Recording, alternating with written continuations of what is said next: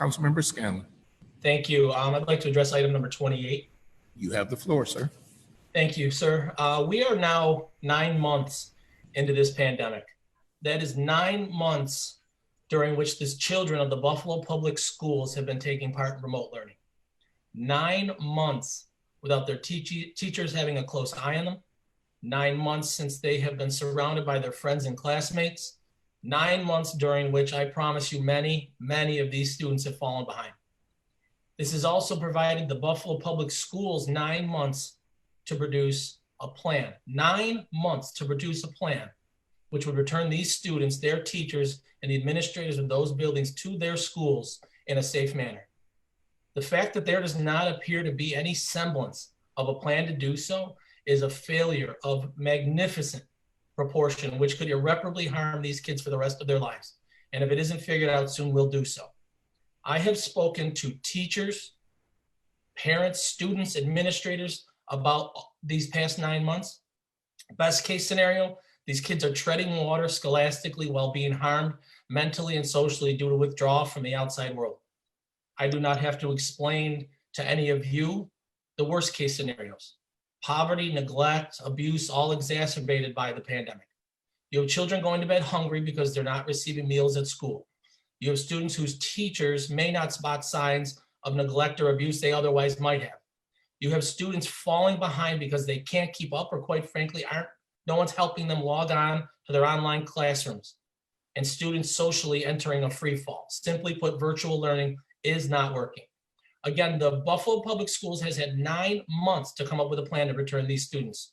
Some of our most valuable, some of our most vulnerable, and some of our most vital resources back into those schools in order to help them flourish. Buffalo is one of the poorest cities in the country. I would like someone to explain to me how we attempt to give these children the tools to break that cycle of poverty if we aren't fully educating them socially or scholastically.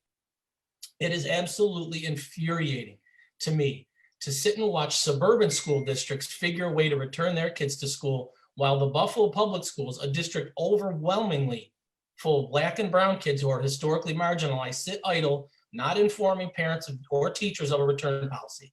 An administration who seems to be kicking this issue down the road. No one else is going to fix this. This is what all the administrators walking around City Hall are supposed to be doing. Now, don't get me wrong, we have to have everyone on the same page in order to accomplish this. And the teachers I have spoken to are concerned for their well-being in addition to the well-being of the students, and I don't blame them. I've had teachers reference visiting their classrooms in the late summer in anticipation of hopefully going back in September, only to find that their classrooms have not been touched since last spring.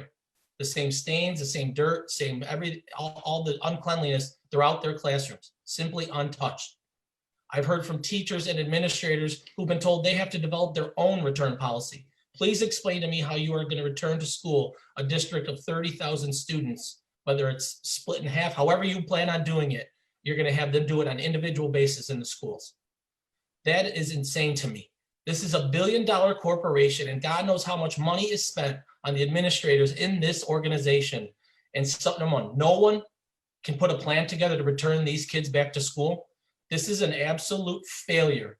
And the ones being harmed are the children of the city of Buffalo, and I will not sit back for one more second while this failure continues. I'm anticipating either the superintendent or Dr. Carestes to attend our community development committee next weekend. And I have a lot of questions I want answered. I want these kids back in school where they can be educated and taken care of. Thank you, Council President.